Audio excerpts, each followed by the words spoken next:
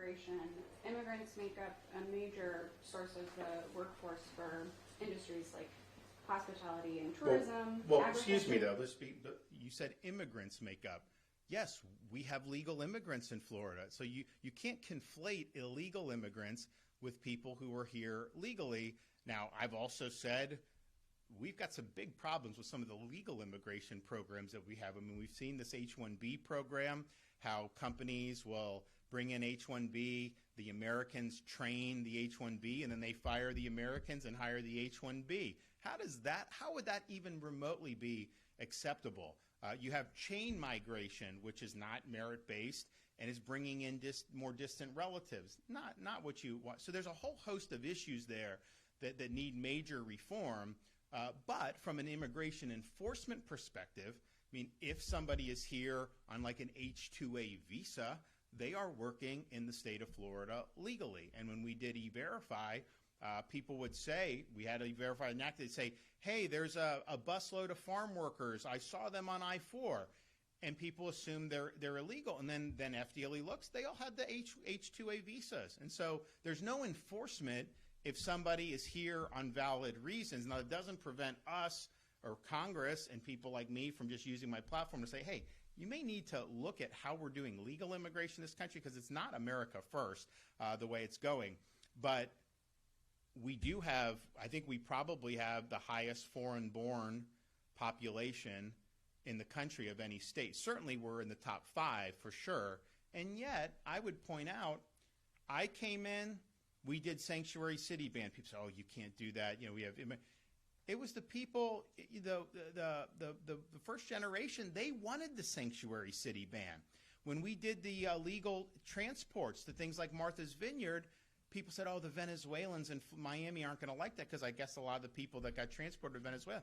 I go down there, these guys are high-fiving me because they think Maduro's sending undesirables to the country. So this whole idea that somehow people that are first generation do not want to see immigration enforcement, that is totally not the case. And just look at the election results in Miami-Dade County. We were, 8 years ago? We had Hillary winning by 30 points. I carried it by double digits 2 years ago. Donald Trump carried it by double digits, and we both ran strong on immigration. So don't conflate the two. Immigration enforcement is focusing on illegal aliens that are in the country, in our state.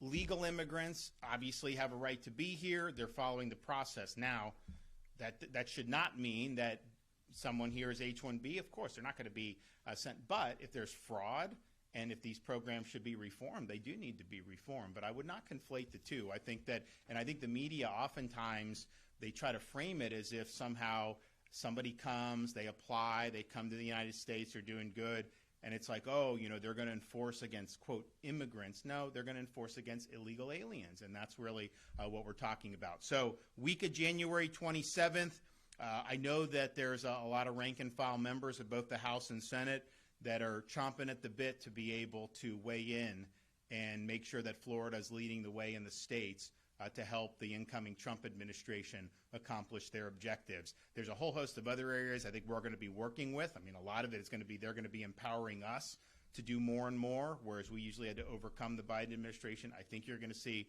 more and more responsibility provided to the states. I mean, I mentioned last week, give me the stuff for Everglades restoration for federal. We can do it much quicker than the Army Corps can do. We have a massive reservoir south of Lake Okeechobee. We want to make sure we do.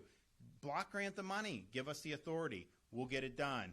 Higher education. Make sure we overhaul accreditation. Department of Education federally has got to approve that. We're ready to go on that. We know there needs to be. So there's going to be a lot of things that they're going to be empowering us to do, but this is one key example where we can help facilitate a key objective, not only for the incoming administration, but for our country. We got to get this issue right. We've been talking about it for decades and decades. Now's the time. President Trump has a mandate. State of Florida is going to be there working every step of the way. Thank you.